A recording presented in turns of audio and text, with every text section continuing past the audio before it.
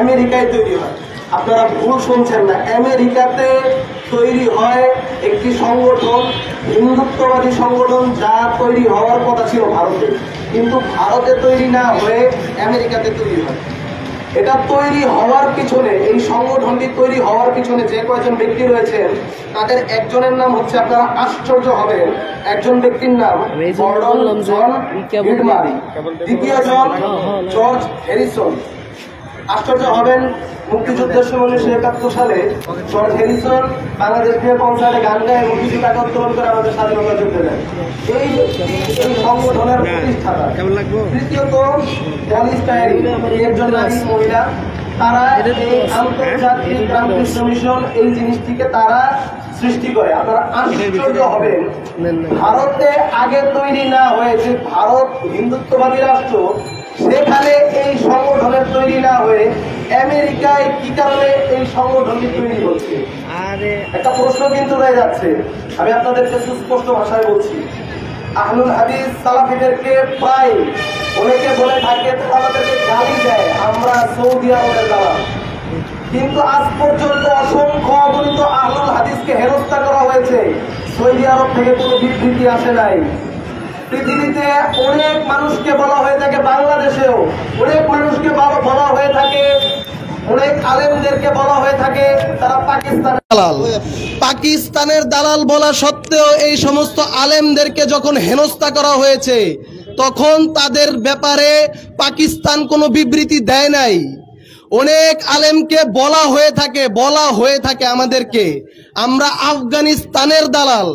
আজ পর্যন্ত অসংখ্য অগণিত আলেমকে কারাবন্দী করার পরেও আফগানিস্তান থেকে কোনো বিবৃতি আসে নাই, কিন্তু ইসকনের এই সদস্যকে গ্রেপ্তার করার পর, রাষ্ট্রদ্রোহিতার অভিযোগে গ্রেপ্তার করার পরেও কেন এই ভারত থেকে হিন্দুত্ববাদী সংগঠন, বিভিন্ন সংগঠন থেকে তার ব্যাপারে বিবৃতি দেওয়া হচ্ছে? ডাল মে কুছ কালা হ্যায়। আপনাদেরকে বুঝতে হবে, বিভিন্ন ধরনের মুসলিম নেতাদেরকে বিভিন্ন সময় হেনস্থা করা হয়েছে এই দেশে, কোন দেশ বিবৃতি দেয় নাই। ভারত কেন বিবৃতি দিচ্ছে এই আমাদের হিন্দু এই নেতার ব্যাপারে? হ্যাঁ, চিন্ময় দাস প্রভুর ব্যাপারে কেন বিবৃতি দেওয়া হচ্ছে বারবার? সম্মানিত উপস্থিতি, ঘটনা শুধু এখানেই নয়, তাদের অপকর্ম কেন আমরা দাঁড়িয়েছি, তাদেরকে কেন নিষিদ্ধ করতে হবে? আপনারা আশ্চর্য হবেন, গত রাত্রেও আমি উইকিপিডিয়াতে সুস্পষ্টভাবে দেখছিলাম তাদের উপর নিপীড়ন কি করা হচ্ছে। এগুলো এত সুন্দরভাবে তারা তালিকা করেছে, আমার মাথায় শুধু এতটুকু কথা ঘুরছিল, নিপীড়নের বিষয়টি উইকিপিডিয়াতে এত সুন্দরভাবে 8টা নিপীড়ন বাংলাদেশের বুকে, তাদেরকে কি নিপীড়ন করা হয়েছে আপনারা হাসবেন। তাদেরকে গালি দেওয়া হয়েছে, তাদেরকে হেনস্থা করা হয়েছে, এগুলো তাদের উপরে নিপীড়ন। আরে আহলুল হাদিসদের মসজিদ মাদ্রাসা দুনিয়ায় ভাঙা হয় নাই? হ্যাঁ, ভাঙা হয় নাই? মুসলমানদের উপর দুনিয়াতে কোনো নিপীড়ন হয় নাই? 8টা নিপীড়ন তারা লিস্ট করেছে। কেন করেছে জানেন? এর পিছনে সুস্পষ্টভাবে ইহুদিবাদের ষড়যন্ত্র নিহিত। কিভাবে জানেন? পাশ্চাত্যে যারা গেছেন অথবা পাশ্চাত্য আইন, পাশ্চাত্য বিচার ব্যবস্থা যারা জানেন, তারা সুস্পষ্টভাবে দেখবেন, পাশ্চাত্য দ্বিতীয় বিশ্বযুদ্ধের পর হিটলার কর্তৃক নাৎসি বাহিনীর মাধ্যমে তাদেরকে যে হলোকাস্ট করা হয়েছিল, তাদেরকে যে নিধন করা হয়েছিল, এগুলো তারা পাশ্চাত্যে এমনভাবে প্রচার করে যে আমরা ভিকটিম, আমাদেরকে অত্যাচার করা হয়েছে, সারা পৃথিবী আমাদেরকে মেরেছে, এখন আমাদের প্রতি তোমাদের উদার হতে হবে। এই উদারতার দোহাই দিয়ে ফিলিস্তিনে তারা হাজার হাজার নয় লক্ষ লক্ষ মুসলমানকে কচুকাটা করছে। এই হচ্ছে তাদের উদারতা, এই হচ্ছে তাদের মানবিকতা। সেই জিনিসটাকে সামনে রেখে তারা তাদেরকে নিপীড়িত প্রমাণ করতে এই বাংলাদেশ বিভিন্ন রাষ্ট্রে তারা শেকড় গেড়ে বসেছে। আর বাংলাদেশে কি কারণে তারা শেকড় গেড়ে বসেছে আপনাদেরকে জানতে হবে। তারা অখণ্ড ভারত, আপনারা দেখছেন লালদিঘির ময়দানে বাংলাদেশের স্বাধীন পতাকার উপরে তারা তাদের গেরুয়া অখণ্ড ভারতের পতাকা তারা উত্তোলন করেছে। সম্মানিত মুসলমান, নারায়ে তাকবীর অনেক দিয়ে আপনারা কিছুই করতে পারবেন না যদি প্রোডাক্টিভ কাজে, দ্বীন এবং তাওহীদে যদি আপনারা ফিরে না আসেন। আমি আমার বক্তব্য শেষ করছি। আমাদের ওস্তাদ, আমাদের শেখ, সম্মানিত সভাপতি মহোদয় আমাদেরকে দিক নির্দেশনা দিবেন। আমি শুধু আপনাদেরকে এতটুকু বলছি, দেখুন, ইহুদি জাতি ইহুদি জাতি তাদের ধর্মে ফিরে গেছে, তারা পৃথিবী শাসন করছে। দেখুন, হিন্দুরা তাদের ধর্মে ফিরে গেছে, তারা এখন অখণ্ড ভারতের স্বপ্ন দেখছে। দেখুন, চৈনিক রাশিয়ানরা পুঁজিবাদ কমিউনিজমে ফিরে গেছে, তারা পৃথিবী শাসন করছে। হে মুসলমান জাতি, আপনারা যদি নিজের দিন এবং ধর্মতে না ফিরেন, আপনাদেরকে কচুকাটা করা হবে, বাঁচানোর মতো কেউ থাকবে না। ওয়া আখিরু দাওয়ানা আনিল হামদুলিল্লাহি রাব্বিল আলামিন।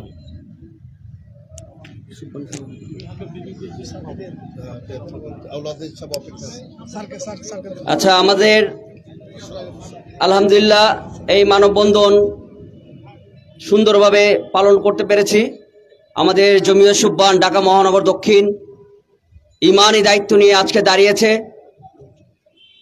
আমাদের এখানে উপস্থিত হয়েছেন আমাদের বাংলার জমিনে সালাফি মানহাজের মূল সংগঠন বাংলাদেশ জমিয়তে আহলে হাদিসের সম্মানিত সভাপতি শেখ ডক্টর আব্দুল্লাহ ফারুক সালাফি হাফেজাউল্লাহ, আমাদের বিভিন্ন এলাকা থেকে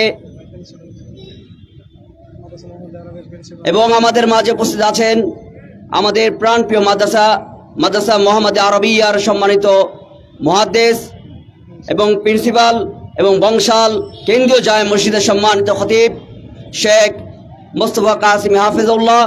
আমাদের মাঝে উপস্থিত হয়েছেন শেখ মোকাররম বিন মহসিন হাফেজাউল্লাহ এবং বিভিন্ন এলাকার দায়িত্বশীলবৃন্দ, বিভিন্ন মসজিদের দায়িত্বশীলবৃন্দ, সকলকে আমরা মুবারকবাদ জানাচ্ছি। এখন আমাদের মাঝে বক্তব্য নিয়ে আসবেন বাংলাদেশ জমিয়তে আহলে হাদিসের সম্মানিত সভাপতি শেখ ডক্টর আব্দুল্লাহ ফারুক সালাফি হাফেজাউল্লাহ স্যারকে তার মূল্যবান বক্তব্য রাখার জন্য।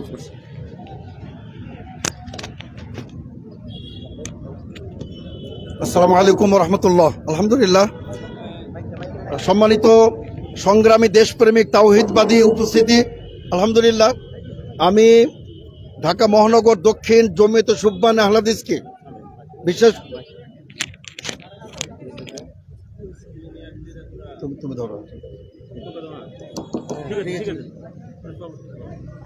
আসসালামু আলাইকুম রহমতুল্লাহ। সম্মানিত সংগ্রামী দেশপ্রেমিক তাওহিদবাদী উপস্থিতি, আলহামদুলিল্লাহ আমি ঢাকা মহানগর দক্ষিণ জমিয়ত সুবহানকে অভিনন্দন জ্ঞাপন করি, ধন্যবাদ জ্ঞাপন করি যে আজকে তারা এমন এক ইস্যুতে মানববন্ধনের আয়োজন করেছে যেটি শুধু বাংলাদেশের 18 কোটি মানুষের দাবি নয়, সেটা সমগ্র বিশ্বের মানবতাবাদী সুশীল নাগরিকদের দাবি।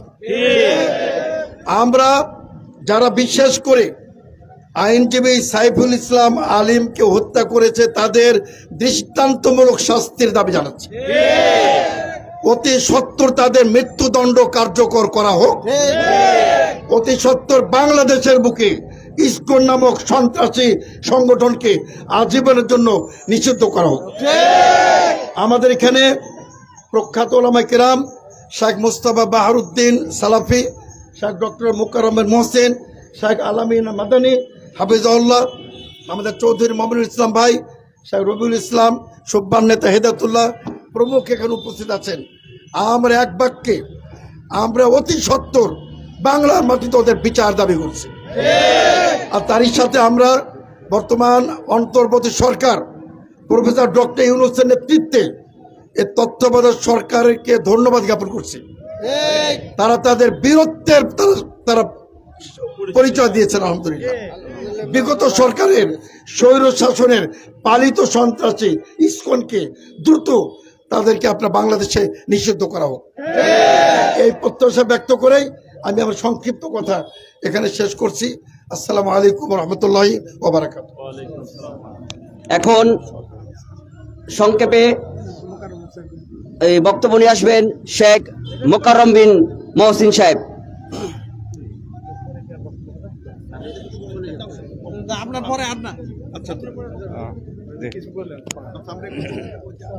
আসসালামু আলাইকুম ওয়া রাহমাতুল্লাহি ওয়া বারাকাতুহু। আলহামদুলিল্লাহ রাব্বিল আলামিন ওয়া সাল্লাল্লাহু আলা নবিয়িনা মুহাম্মদ ওয়া আলা আলিহি ওয়া সাহবিহি আজমাইন।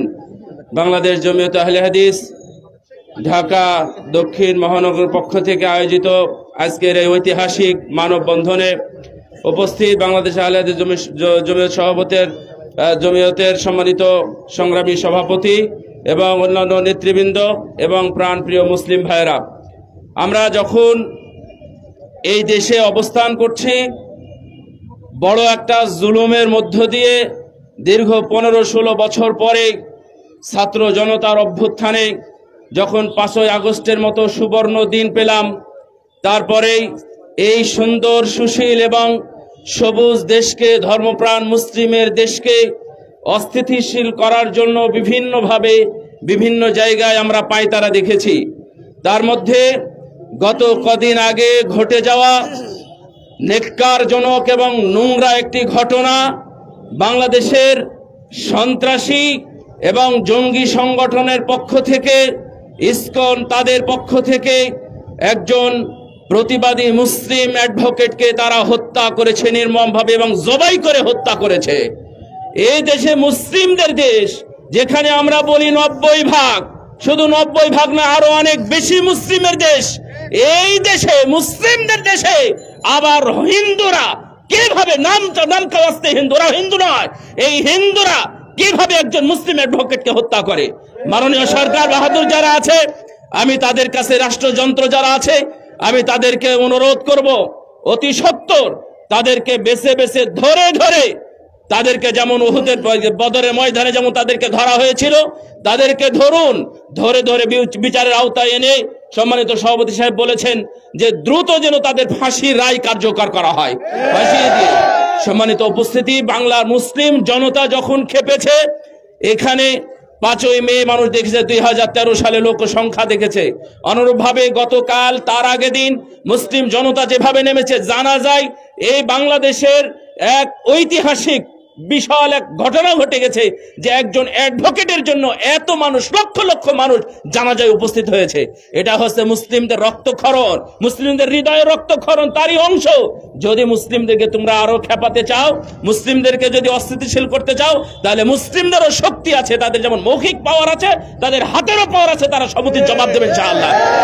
এই আজকের এই আয়োজনকে আমি সুস্বাগত জানাই এবং তাদেরকে ধন্যবাদ জানাই যে প্রতিবাদের জন্য একটা সুন্দর মঞ্চ করার জন্য। বারাকাল্লাহু ফিকুম। আসসালামু আলাইকুম ওয়া রাহমাতুল্লাহি ওয়া বারাকাতুহু। মাশাআল্লাহ, আপনারা একটু লাইনে দাঁড়ান, এই এক্ষুনি শেষ করে দেব। আমাদের এই মানববন্ধনে অনেকেই সমর্থন জানিয়েছেন, একটু লাইনে দাঁড়ান। তালিমুল কোরআন সুরিটুলা এবং সমাজ কল্যাণ সুরিটুলা, ঢাকা যুব ফাউন্ডেশন এবং সমাজ কল্যাণ সংঘ সুরিটুলা, বিভিন্ন এলাকার ইয়েরা আমাদের ঢাকা যুব বিভিন্ন সুব্বানের এই কর্মসূচিকে সমর্থন করেছেন। এখন আমাদের শেষ বক্তব্য দিবেন জমিয়ত সুব্বান আল আজিজের ঢাকা মহানগর দক্ষিণের উপদেষ্টা এবং মাদ্রাসাতুল হাদিসের ভাইস প্রিন্সিপাল শেখ আলামিন মাদানী হাফেজাহুল্লাহ।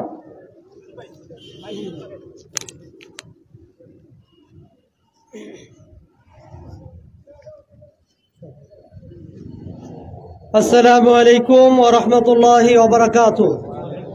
আলহামদুলিল্লাহ ওয়াসসালাতু ওয়াসসালামু আলা রাসূলিল্লাহ, আম্মা বাদ।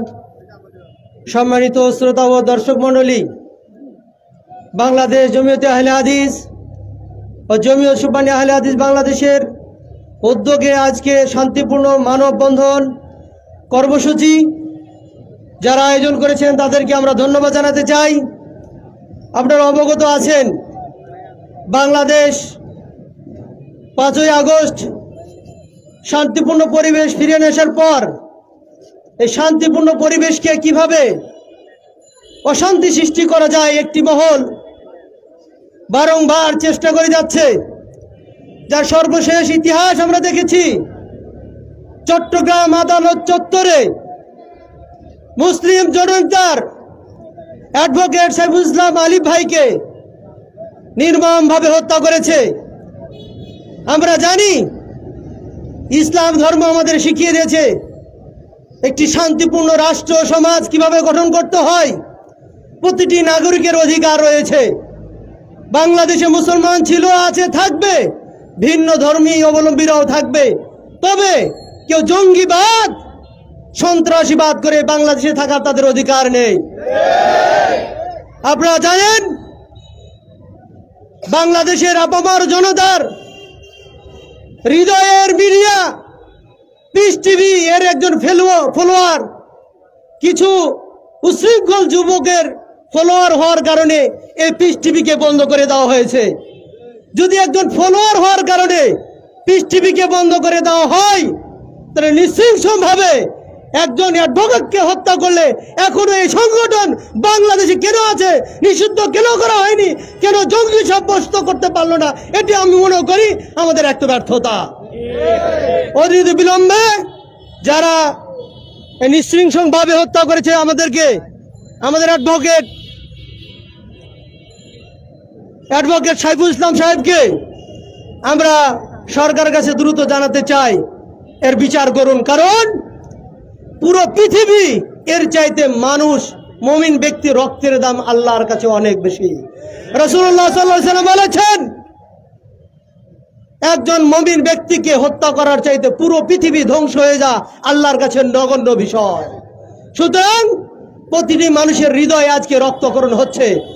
অনতি বিলম্বে আমরা প্রধান উপদেষ্টা সহকারে, আইন উপদেষ্টা সহকারে, ধর্ম উপদেষ্টার মাধ্যমে জানাতে চাই, আমাদের আপমার শুধু বাংলাদেশের এই 90% মুসলমান নয়, পুরো পৃথিবীর 200 কোটি মুসলমানের পক্ষ থেকে আবেদন জানায় অনতি বিলম্বে অপরাধীদের চিহ্নিত করে শাস্তির আয়োজন করা। পাশাপাশি হিন্দু ধর্মের যারা রয়েছে সনাতনী ভাইয়েরা, তারাও আজকে দাবি জানাচ্ছে এই আপনার উগ্রবাদী ইসকন হিন্দুত্ববাদী যে ধর্ম আপনার এই সংগঠন রয়েছে 1966 সালে প্রতিষ্ঠিত হয়ে বাংলাদেশে যে প্রমাণ তারা আমাদের সিলেবাসে, আমাদের মসজিদে, আমাদের মাদ্রাসায় তারা আজকে আমাদের ট্যাগ লাগিয়েছে, টুপি পাঞ্জাবি দেখলে জঙ্গি, অথচ তারাই হচ্ছে মূলত জঙ্গি। আমরা আবারও সরকারের কাছে জানাতে চাই অনতি বিলম্বে তাদের ব্যাপারে আপনারা ব্যবস্থা গ্রহণ করে তাদেরকে জঙ্গি সংগঠন সাব্যস্ত করে তাদেরকে চিরতরের জন্য বাংলাদেশ থেকে উৎখাত করে তাদের নিষিদ্ধ করা হোক। এই আবেদন জানিয়ে শেষ করছি। আসসালামু আলাইকুম ওয়া রাহমাতুল্লাহি ওয়া বারাকাতুহু। মাশাআল্লাহ, সম্মানিত উপস্থিতি, এখন আমরা আমাদের আলোচনা সভা শেষ করে দেব। আমাদের আজকের আয়োজনে সবচেয়ে গুরুত্বপূর্ণ ভূমিকা যিনি পালন করেছেন, জমিয়ত সুবহানে আহলে হাদিস ঢাকা মহানগর দক্ষিণের সভাপতি হাফেজ ওয়াসিম উদ্দিন সজীব ভাই,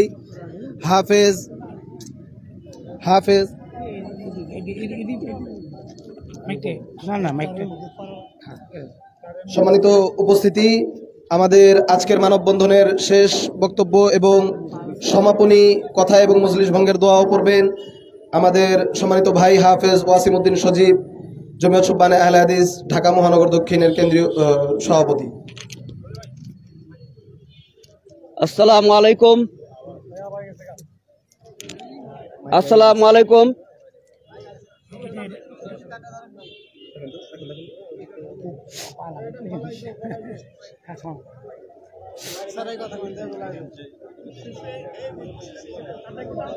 চক্কর মারবো, এই রবিল চক্কর মারতে বলতেছে। আমরা এই হ্যালো,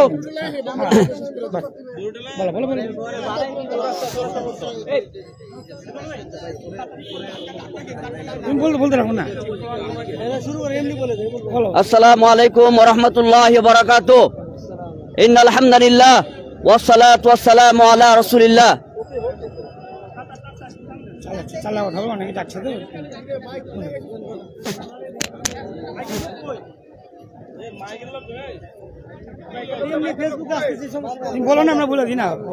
আজকের এই মানববন্ধনের বিভিন্ন এলাকা থেকে, বংশাল কেন্দ্রীয় জামে মসজিদ থেকে, মালিডুল্লাহ জামে মসজিদ থেকে, সুইডুল্লাহ জামে মসজিদ থেকে, বাংলা দুয়ার জামে মসজিদ থেকে, নাজির বাজার বড় জামে মসজিদ থেকে, বাইতুল মামুর জামে মসজিদ থেকে, পেলাওয়ালা জামে মসজিদ থেকে এবং মাদানী জামে মসজিদ থেকে যারা এসেছেন, সকল কর্মকর্তা এবং দায়িত্বশীলদেরকে জমিয়ত সুবহান ঢাকা মহানগর দক্ষিণ থেকে আপনাদের কাছে অভিনন্দন জানাচ্ছি।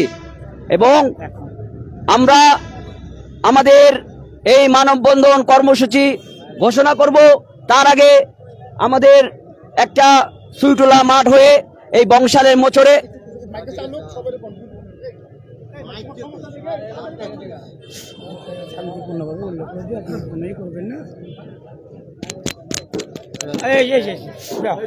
আমরা সবাইকে ধন্যবাদ জানাচ্ছি এবং আমরা কোনো উচ্ছৃঙ্খলভাবে কোনো কাজ করব না। আমরা ইমানি দায়িত্ব হিসেবে এখান থেকে একটা ছোট মিছিল নিয়ে সুইটুলা ঘুরে বংশাল মোচরে আমরা ইনশাল্লাহ শেষ করব। আমরা কেউ উল্টো পাল্টা স্লোগান দেব না, আমরা হেঁটে সুইডুলা ঘুরে বংশাল এসে শেষ করবো ইনশাল্লাহ। আল্লাহ আমাদের এই মানববন্ধনকে সফল করুন, কবুল করুন। আল্লাহ রাব্বুল আলামিন আমাদের নিয়তকে কবুল করুন। এই বলে আজকে আমাদের এই মানববন্ধন সমাপ্তি ঘোষণা করছি। সুবহানাকা আল্লাহুম্মা ওয়া বিহামদিকা আশহাদু আল্লা ইলাহা ইল্লা আনতা আস্তাগফিরুকা ওয়া আতুবু ইলাইক। আসসালামু আলাইকুম ওয়া রাহমাতুল্লাহি ওয়া বারাকাতুহু।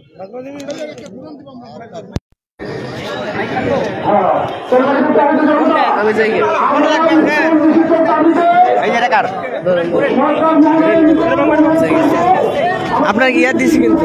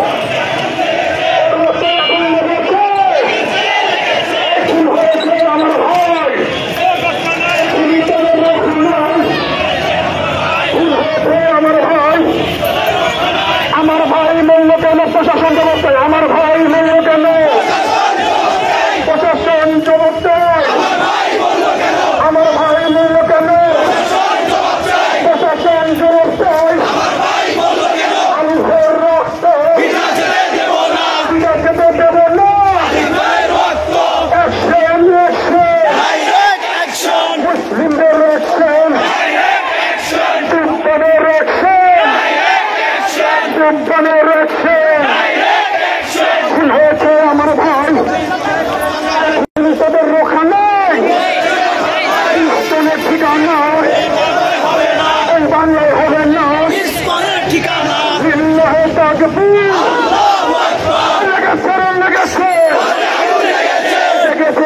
জেগেছে, বিজ্ঞান জেগেছে, তাওহীদ জন্য অ্যাকশন, অ্যাকশন, অ্যাকশন, মুসলিমদের অ্যাকশন, ইসলামের বিরুদ্ধে, সন্ত্রাসীদের বিরুদ্ধে, সন্ত্রাসীদের কালো হাত ভেঙে দাও, ঘুরিয়ে দাও, লেগেছে, লেগেছে আমার ভাইয়ের রক্ত, আলিফের রক্ত, কি হয়েছে আমার ভাই, শহীদদের রক্ষা নয়, আমার ভাইয়ের রক্ত নয়,